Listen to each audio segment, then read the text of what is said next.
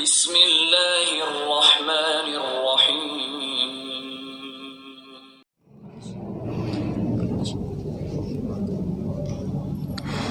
Bismillahirrahmanirrahim.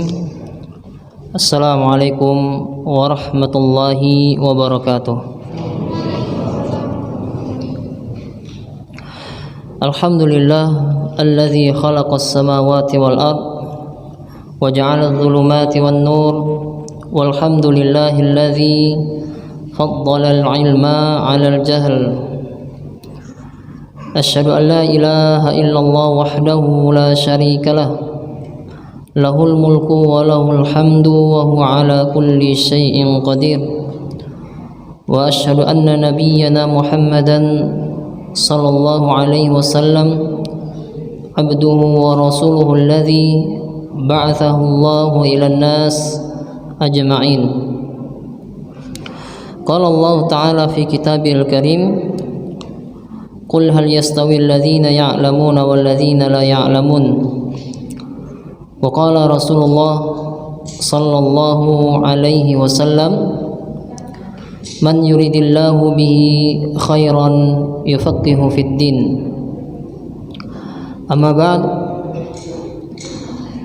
Alhamdulillah, dengan taufik dan inayah, ini pertolongan Allah Ta'ala, pada malam hari ini kita semua dipertemukan Allah Ta'ala dalam salah satu majelis yang mulia, yang sangat agung, yakni majelis ilmu, majelis yang dibacakan di dalamnya firman Allah Ta'ala, sabda Rasulullah sallallahu alaihi wasallam, juga perkataan-perkataan para ulama.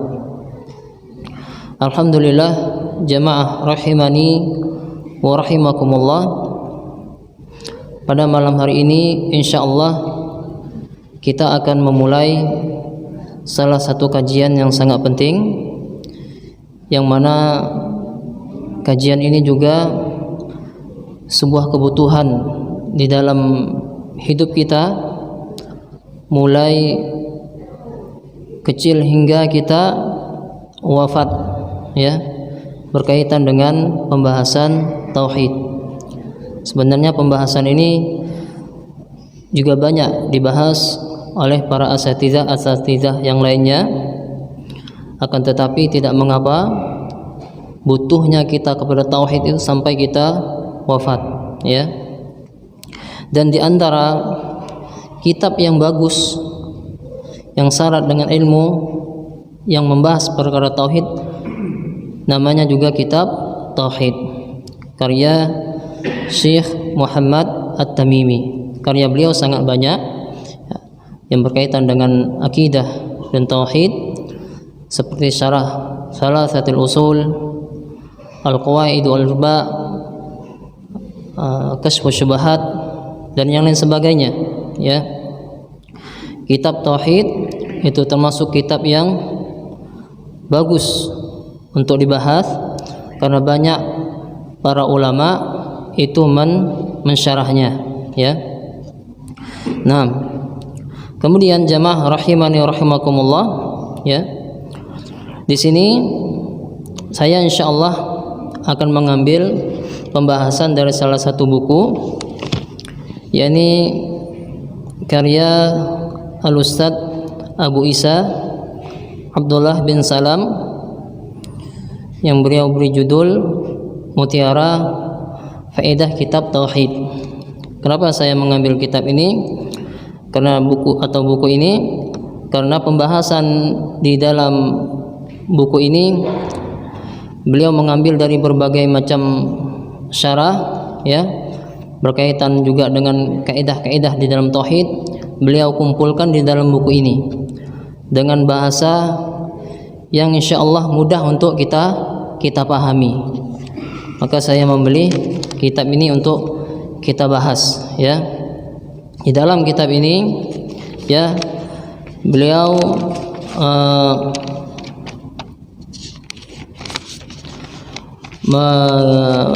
menulis itu ada 50 bab ya, 53 bab ya.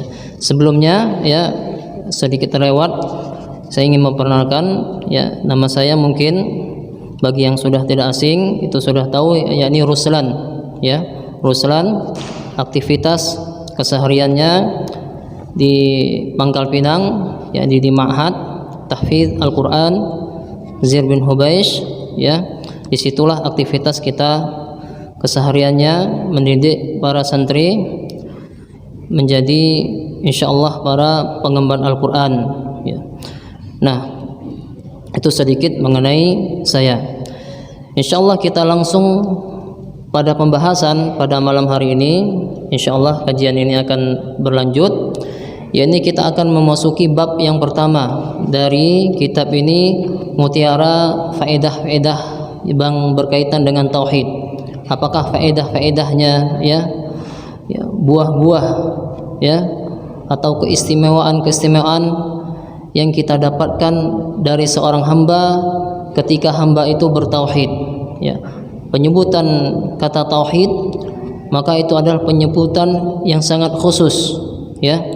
Dia lebih khusus dari penyebutan akidah ya, penyebutan akidah. Nah, dan kata tauhid ini juga tidak asing kita dengar ya, dari berbagai macam mubaligh atau ustadz ya, mengajak kaum muslimin untuk bertauhid. Dan inti dakwah tauhid atau inti dakwah para rasul itu adalah untuk bertauhid, yakni an ya'budullaha wajtanibut taghut. Beribadahlah hanya kepada Allah dan jauhilah taghut ya. Taghut yakni Tuhan yang disembah selain Allah Subhanahu wa taala. Nah, jemaah rahimani wa rahimakumullah, pengertian daripada tauhid yang dimaksud yakni keyakinan ya tentang keesaan Allah Subhanahu wa taala, keyakinan tentang keesaan Allah Subhanahu wa taala itu di dalam perbuatan-perbuatan Allah. Maka Allah punya perbuatan, seperti turun ke langit dunia itu perbuatan Allah, seperti istiwa di atas arsy sebagaimana disebutkan di dalam sebuah ayat, Ar-Rahmanu 'alal arsy istawa. Ar-Rahman istiwa di atas arsy itu perbuatan Allah. Menurunkan hujan ya, itu perbuatan Allah. Memberi rezeki, mengatur alam semesta, itu semua perbuatan Allah Subhanahu wa taala, yang hal ini harus ya kita asalkan di dalam perbuatan Allah itu dengan sebenar-benarnya ya. Kemudian yang masuk di dalam pembahasan tauhid, selain meyakini keesaan Allah di dalam perbuatan-perbuatannya, juga hendaklah seseorang ya itu beribadah ikhlas hanya kepada Allah. Setelah dia meyakini perbuatan-perbuatan Allah, maka konsekuensinya dia harus mengikhlaskan ibadah hanya kepada Allah. Barulah ia dikatakan sebagai seorang muslim. Kalau dia meyakini perbuatan-perbuatan Allah tetapi tidak mengikhlaskan ibadah hanya kepada Allah, maka ia belum dikatakan seorang muslim ya. Masih sama dengan orang-orang musyrik terdahulu. Orang-orang musyrik terdahulu ditanya, siapakah yang menciptakan langit dan bumi? Siapakah yang menurunkan hujan? Orang musyrik tahu. Dijawab mereka siapa? Allah. Mereka tahu. Mereka jawab Allah. Akan tetapi hanya menetapkan perbuatan-perbuatan Allah saja ya, itu belum memasukkan seseorang ke dalam Islam. Hendaklah dia beribadah setelah dia meyakini perbuatan-perbuatan Allah, dia beribadah hanya kepada Allah saja ya, tidak mensekutukannya dengan sesuatu apapun ya. Pada masa dulu di sekitar Ka'bah itu terdapat ya 360 patung yang disembah oleh orang-orang musyrik. Akan tetapi mereka juga selain menyembah Allah ya, mereka beribadah kepada Allah, mereka juga beribadah kepada patung. Dalam artian mereka beriman dengan adanya Allah Subhanahu wa taala, akan tetapi belum memasukkan mereka ke dalam Islam karena mereka belum yang beribadah hanya kepada Allah Subhanahu wa taala. Mereka salat, ya. Mereka juga puasa, mereka tawaf di sekitar Ka'bah, ya. Allahu a'lam bishawab. Kemudian setelah ya mentauhidkan keesaan Allah di dalam rububiyahnya atau perbuatan-perbuatan Allah, kemudian mengikhlaskan ibadah hanya kepada Allah, dan yang ketiga hendaklah seorang hamba itu menetapkan atau meyakini nama-nama dan sifat-sifat Allah Subhanahu wa taala.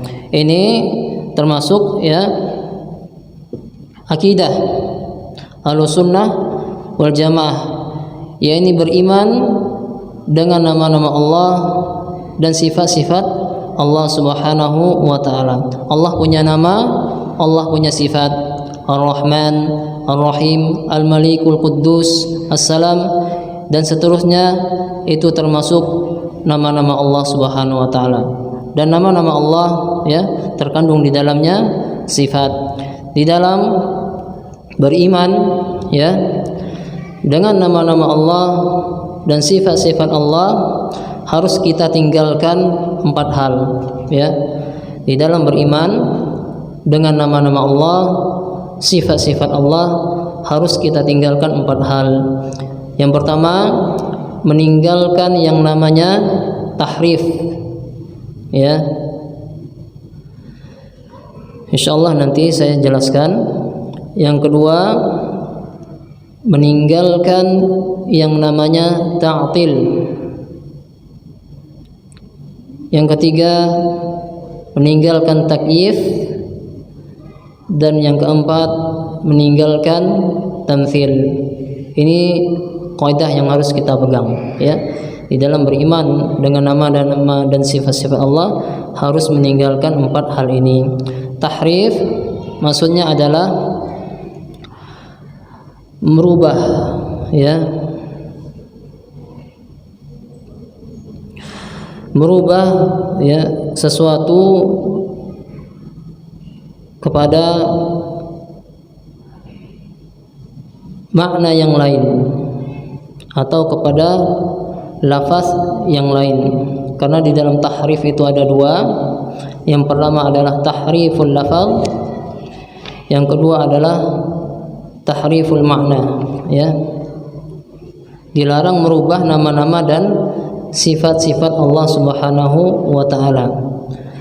Merubah lafaz misalnya dengan menambah satu kata ya, atau menambah satu huruf, atau menguranginya, atau merubah harokat ya. Contohnya misalnya merubah dengan menambah huruf ya. Di dalam surat Thaha ayat 5 Allah Ta'ala berfirman, Ar-Rahmanu 'alal arsyis tawa. Ar-Rahman di atas arsy itu istiwa ya. Istiwa kita serahkan maknanya ya adalah istiwa ya. Kemudian di antara sebagian kalangan itu merubah istawa dengan menambah satu huruf, menambah huruf lam sesudah huruf waw. Istawa menjadi istaula ya. Itu diantara contoh bentuk merubah lafaz dengan menambah satu huruf ya. Ada juga yang dengan menambah atau merubah harokat. Di dalam surah An-Nisa ayat 164 Allah Ta'ala berfirman, wa kallamallahu Musa taklima. Harakatnya yang semulanya rafa, wa kallamallahu, ia rubah menjadi nasab, menjadi wa kallamallaha Musa taklima. Tentu maknanya berbeda. Ini dilarang di dalam mengimani nama-nama dan sifat-sifat Allah ya. Dilarang untuk merubah lafaz. atau merubah makna, itu juga dilarang. Yang kedua ta'til, ya. Ta'til ya ini menolak nama-nama dan sifat-sifat Allah, itu secara ringkasnya. Kemudian takyif, di dalam beriman dengan nama-nama dan sifat-sifat Allah, kita dilarang untuk mentakyif, yakni membagaimanakannya atau menanya bagaimana. Tidak boleh. Tidak boleh seseorang menanya, ya, bagaimana istiwanya Allah. Pernah suatu saat Imam Malik ditanya dengan hal serupa, maka beliau menjawab, al-istiwa'u ma'lum wal kaifu majhul wal imanu bihi wajib was-su'alu anhu ya bid'ah. Ya. Beristiwa itu diketahui maknanya, membagaimanakannya itu tidak diketahui. Iman terhadap istiwa itu adalah wajib, dan bertanya tentangnya adalah perkara baru, karena para sahabat tidak bertanya tentang bagaimana istiwanya Allah. Maka sebagai contoh, ya, yakni kita mengambil teladan dari mereka, kita juga tidak bertanya bagaimana istiwanya Allah. Kemudian yang terakhir adalah tasbih atau tamtsil, menyerupakan Allah Subhanahu wa taala dengan makhluk. Ini harus kita tinggalkan, yakni menyerupakan Allah Subhanahu wa taala dengan makhluk, ya. Karena Allah taala berfirman, laisa kamitslihi syai' wa huwas samiul basir. Ya, tidak ada yang serupa dengannya dan Dia Maha mendengar lagi Maha melihat, ya. Jamaah rahimani rahimakumullah, inilah ya pembahasan berkaitan dengan tauhid. Di antaranya yakni keesaan Allah di dalam perbuatan-perbuatannya, keesaan di dalam beribadah hanya kepada Allah, keesaan yakni di dalam menetapkan nama-nama dan sifat-sifat Allah. Oleh karena itu, ya, para ulama membahasnya dengan 3 bagian, ya, berkaitan dengan nama Allah, ibadah hanya kepada Allah, dan tauhid asma wa sifat. Berkaitan tauhid yakni perbuatan-perbuatan Allah Subhanahu wa taala, di antara dalilnya adalah firman Allah taala Quran surah Az-Zumar ayat 62. Allah taala berfirman, Allahu khaliqu kulli syai' wa huwa ala kulli syai'in wakil. Ya. Allah yang khaliqu, menciptakan. Ini menciptakan, ya, menunjukkan ini adalah perbuatan Allah Subhanahu wa taala. Menciptakan adalah perbuatan Allah Subhanahu wa taala. Kulli syai', yakni segala sesuatu. Wa huwa ala kulli syai'in wakil, dan Allah Maha memelihara segala sesuatu. Di sini menetapkan Allah punya perbuatan. Di dalil yang lainnya yang menunjukkan Allah punya perbuatan adalah surah Hud ayat 6. Wa ma min dabbah fil ard illa 'alallahi rizquha. Ya. Dan tidak ada suatu binatang melata pun di bumi melainkan Allah yang memberi rezekinya. Ya, ini menunjukkan Allah punya perbuatan, yakni perbuatan Allah adalah memberi rezeki. Maka kita esakan, ya, di dalam hal ini, yakni meyakini bahwa yang memberi rezeki adalah hanya Allah, ya. Oleh karena itu, idza sta'anta fasta'in billah, idza sa'alta fas'alillah, ya. Jika minta, ya, mintalah kepada Allah. Jika mohon pertolongan, maka mohon pertolonganlah kepada Allah. Jika minta rezeki, langsung minta kepada Allah, tidak butuh minta kepada makhluk. Ini hakikat daripada tauhid. Dan di antara contoh, ya, perbuatan-perbuatan Allah yang lain, yakni Allah mengatur alam semesta, ya, yang mendirikan alam ini, ya, menghinakannya, ya, yang menghidupkan juga mematikan, yang menjalankan, ya, datangnya siang dan malam, ya. Di antara, ya, jalan bagi kita untuk mengenal Allah Subhanahu wa taala, yakni dengan memperhatikan ayat-ayat kauniyah, ya. Seorang hamba apabila ia ingin mengenal Allah Subhanahu wa taala dengan 2 jalan. Yang pertama adalah dengan memperhatikan ayat-ayat kauniyah, yang kedua memperhatikan ayat-ayat syar'iyah, ya. Ayat-ayat syar'iyah, apa-apa yang terdapat di dalam dalil-dalil Al-Qur'an wa sunnah. Adapun ayat-ayat kauniyah, apa-apa yang terdapat di alam semesta ini, kita merenungi terjadinya siang malam, perputaran siang dan malam, turunnya hujan, datangnya angin dan sebagainya, itu cara seorang hamba mengenal Allah Subhanahu wa taala sehingga ia mengakui semuanya ini terjadi, ya, tidak mungkin tidak ada yang menciptakannya, tidak mungkin tidak ada yang menjadikannya, ya. Itu diantara bentuk untuk mengenal Allah Subhanahu wa taala. Dengan demikian, jamaah rahimani wa rahimakumullah, tauhid yang berkaitan dengan perbuatan-perbuatan Allah atau rububiyah Allah itu mencakup keimanan kepada 3 hal, ya. Tauhid di dalam rububiyah Allah atau perbuatan-perbuatan Allah itu mencakup keimanan kepada 3 hal. Yang pertama, yakni beriman kepada perbuatan-perbuatan Allah secara umum, seperti mencipta, memberi rezeki, menghidupkan, mematikan, dan lain sebagainya, ya. Yang kedua, dia beriman kepada qada dan qadar Allah. Dan yang ketiga, dia beriman kepada keesaan zatnya. Allah punya sifat, ya, Allah punya nama, ya, dan Allah punya zat. Tetapi zatnya Allah berbeda dengan zatnya makhluk. Nah, ini yang bentuk, ya, tauhid rububiyah atau tauhid terhadap perbuatan-perbuatan Allah mencakup keimanan kepada 3 hal ini. Pertama, keimanan kepada perbuatan-perbuatan Allah secara umum. Yang kedua, keimanan kepada qada dan qadar Allah. Dan yang ketiga, keimanan kepada keesaan zatnya. Dan kemudian, ya,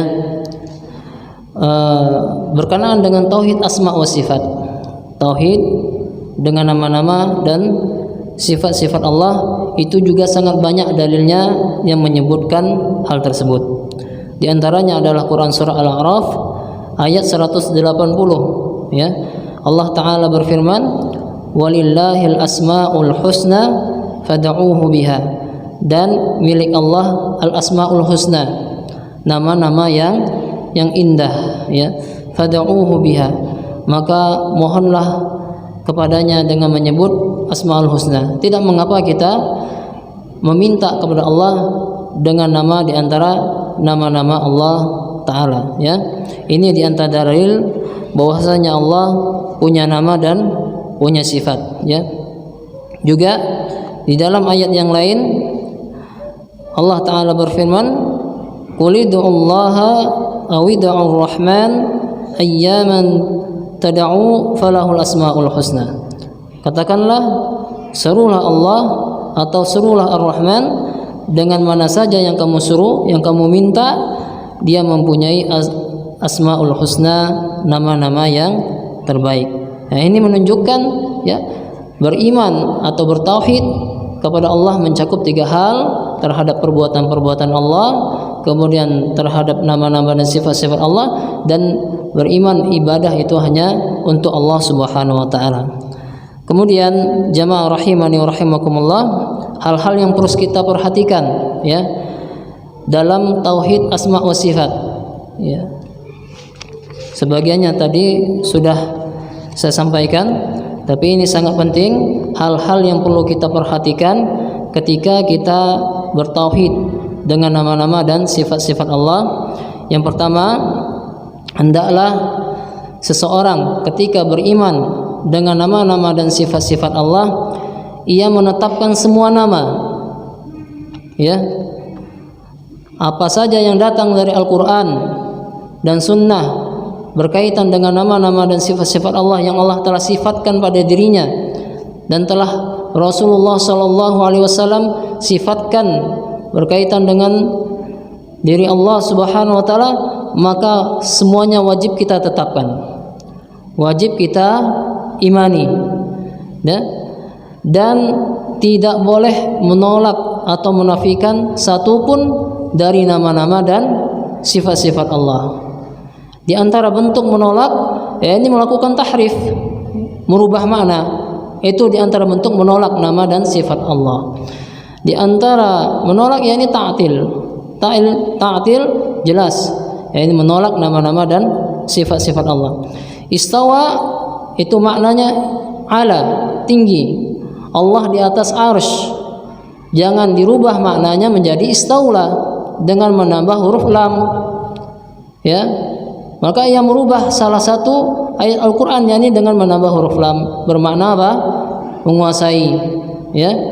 Kita imani sebagaimana adanya dan jangan kita tolak makna tersebut, ya. Makna istiwa adalah tinggi. Nah, kemudian yang kedua, di dalam beriman dengan nama-nama dan sifat-sifat Allah, hendaklah seseorang tidak melampaui batas dengan menamai atau mensifati Allah di luar yang telah Allah dan Rasulnya tetapkan, ya. Contohnya apa? Perbuatan orang-orang musyrik, ya, nama Allah Al-Aziz, yang maha perkasa, dirubah jadi apa? Al-Uzza. Itu contoh melampaui batas di dalam menamai dan mensifati Allah Subhanahu wa taala, ya. Yang ketiga, di dalam beriman dengan nama-nama dan sifat-sifat Allah, hendaklah seseorang tidak menyerupakan nama dan sifat Allah, ya, dengan makhluk. Karena Allah taala berfirman, "Laisa kamitslihi syai' wa huwas samiul basir." Tidak ada yang serupa dengannya, Ia maha melihat lagi maha mendengar. Kita sesama kita juga punya tangan, tetapi sesama kita tidak sama tangan antara satu dengan yang lainnya. Bagaimana menyamakan tangan makhluk dengan tangan Allah Subhanahu wa taala? Tentu lebih tidak sama. Kita punya sidik jari. Mungkin di sini ada berapa orang, ya, diperiksa semua sidik jari itu juga sudah berbeda. Bagaimana mau menyamakan, ya, tangan Allah dengan tangan makhluk? Hendaklah tidak menyerupakan nama dan sifat Allah dengan nama makhluk, ya. Kemudian yang keempat, ya, tidak mencari tahu tentang hakikat bentuk sifat-sifat Allah Subhanahu wa taala. Bentuk-bentuknya itu tidak perlu dicari tahu. Cukup al-imanu bihi wajib. Beriman kepadanya adalah wajib, ya. Kemudian yang kelima, yakni beribadah kepada Allah sesuai dengan tuntutan asma-Nya dan sifat-sifatnya. Kita boleh beribadah, ya, yakni meminta kepada Allah dengan nama-nama dan sifat-sifatnya.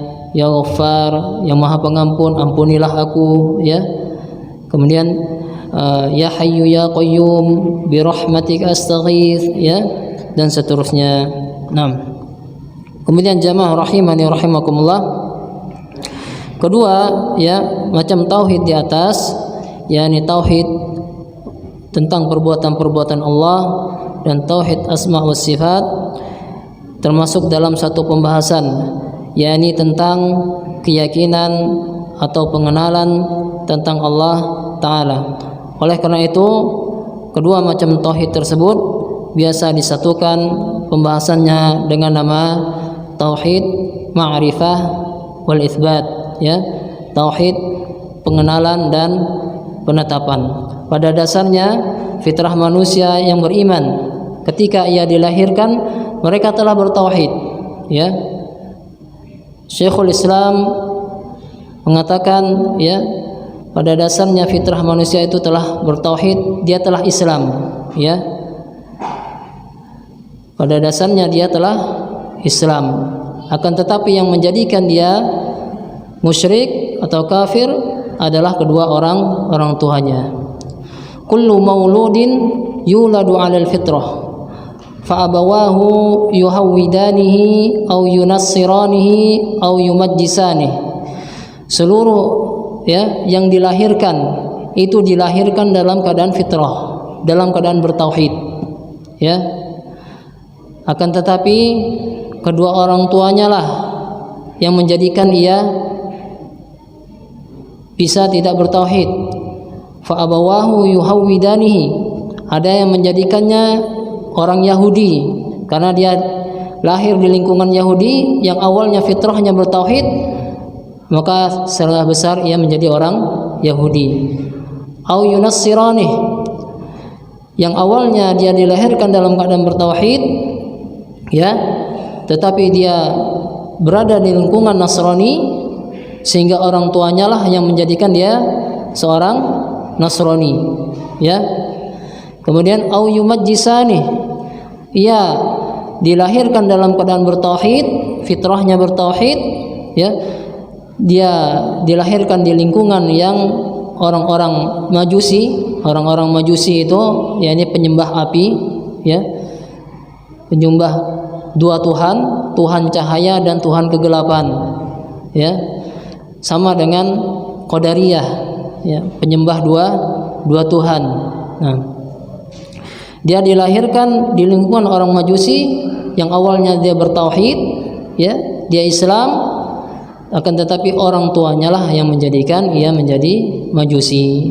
Yang alhamdulillah kita dilahirkan dalam lingkungan Islam. Orang tua kita Islam, alhamdulillah, sehingga kita menjadi seorang yang muslim. Orang tua kita lah yang mendidik kita, mentarbiyah kita hingga kita menjadi muslim dengan baik, ya. Paham ya? Pada dasarnya ini mengenai asalnya fitrah manusia adalah beriman, ya, dan bertauhid, ma'rifah wal itsbat. Oleh karena itu orang-orang musyrik dan kafir, ya, yang dihadapi oleh para rasul sallallahu alaihi wasallam tidak mengingkari hal ini, ya. Orang musyrik ketika ditanya, ya, qul man rabbus samawati sab'i wa rabbul arsyil azim, katakanlah siapakah yang empunya langit yang tujuh dan empunya arsy yang besar, ya. Maka apa kata mereka? Kata orang-orang musyrik, mereka tahu, sayaquluna lillah qul afala tattaqun. Mereka akan menjawab, itu kepunyaan Allah, ya. Mereka tahu itu punya Allah, ya. Berarti mereka beriman dengan Allah Subhanahu wa taala. Kemudian ditanyakan lagi kepada orang-orang musyrik, qul man biyadihi malakutu kulli syai' wa huwa yujiru wa la yujaru alaihi in kuntum ta'lamun. Maka apakah, ya, siapakah yang di tangannya berada kekuasaan atas segala sesuatu, sedang dia melindungi, tetapi tidak ada yang dapat dilindungi dari azabnya jika kamu mengetahui. Apa kata orang-orang musyrik? Mereka menjawab, sayaquluna lillah, ya, kepunyaan Allah. Qul fa anna tusharun, katakanlah kalau demikian, maka dari jalan manakah kamu ditipu? Mereka sudah beriman kepada Allah, akan tetapi belum memasukkan mereka ke dalam Islam karena mereka tidak mau beribadah hanya kepada Allah, ya.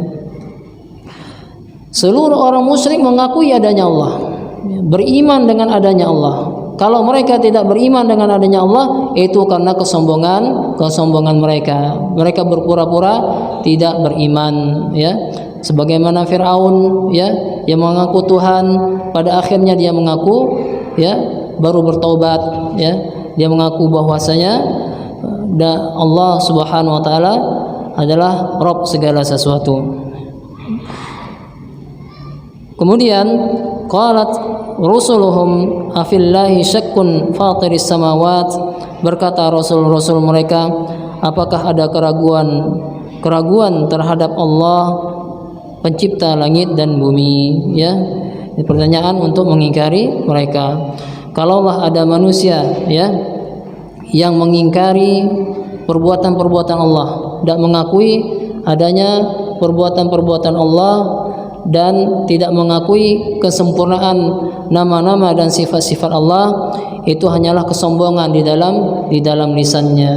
Akan tetapi hatinya mengingkari apa yang diucapkan oleh lisannya. Sebagaimana saya contoh tadi mengenai Fir'aun, ya, di dalam sebuah ayat di dalam Quran surah Al-Isra, Allah Ta'ala berfirman, qala laqad 'alimta ma anzala haula'i illa rabbus samawati wal ard basaira wa inni la dhunnuka ya fir'aunu mathbura.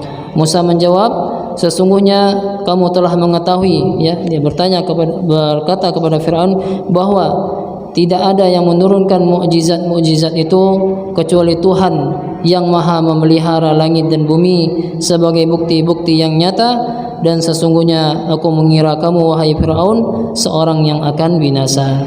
Ya, begitu juga dikatakan wajahadu biha wastaiqanatha anfusuhum zulma wa 'uluwa fanzur kaifa kana akibatul mufsidin. Dan mereka mengingkarinya, ya, karena kezaliman, karena mereka zalim, dan kesombongan karena mereka sombong padahal hati mereka benar-benar meyakininya. Jamaah rahimani wa rahimakumullah, ya. Sama juga dengan orang-orang komunis pada masa ini, ya, yang mengatakan tidak ada Tuhan. Itu hanyalah karena kesombongan mereka, zahirnya itu kesombongannya, ya. Padahal batinnya mereka mengakui bahwasanya ada Allah Subhanahu wa taala, dan mereka mengakui akan perbuatan-perbuatan Allah Subhanahu wa taala. Ini berkaitan dengan tauhid asma dan sifat, begitu juga tauhid, ya, rububiyah Allah atau perbuatan-perbuatan Allah taala. Kemudian yang ketiga yakni tauhid uluhiyah. Maksud daripada tauhid uluhiyah adalah mengesahkan Allah dalam tujuan perbuatan-perbuatan hamba yang dilakukan dalam rangka taqarrub dan ibadah, ya, dalam rangka mendekatkan diri kepada Allah. Ketika kita telah mengakui perbuatan-perbuatan Allah, telah mengakui nama-nama dan sifat-sifat Allah, maka hendaklah kita beribadah, ya, mendekatkan diri itu hanya kepada Allah, tidak kepada selainnya, ya. Ibadah sangat banyak seperti salat, ya, berdoa, itu masuk bagian daripada ibadah. Doa, baik doa masalah atau doa ibadah, bernazar juga termasuk ibadah, menyembelih kurban, ya, bertawakal, berserah diri hanya kepada Allah, itu juga termasuk bagian daripada ibadah. Ibadah ada tiga. Yang pertama yakni ibadah hati, ya, berkaitan dengan niat, misalnya khauf, takut, roja, mengharap, itu ibadah hati. Yang kedua ibadah lisan, ya, zikir dan yang semisalnya, itu ibadah lisan. Yang ketiga ibadah anggota badan. Dengan ibadah yakni menggerakkan anggota tubuh, itu kesemuanya diperuntukkan hanya untuk Allah. Ini masuk dalam cakupan tauhid uluhiyah. Allahu a'lam bishawab, ya. Ini yang dapat saya sampaikan pada malam hari ini. Kurang lebihnya saya mohon maaf. Kesalahan datang dari saya pribadi dan dari syaitan, dan kebenaran datangnya dari Allah taala. Subhanakallahumma wa bihamdik asyhadu an la ilaha illa anta astaghfiruka wa atubu ilaik. Assalamualaikum warahmatullahi wabarakatuh.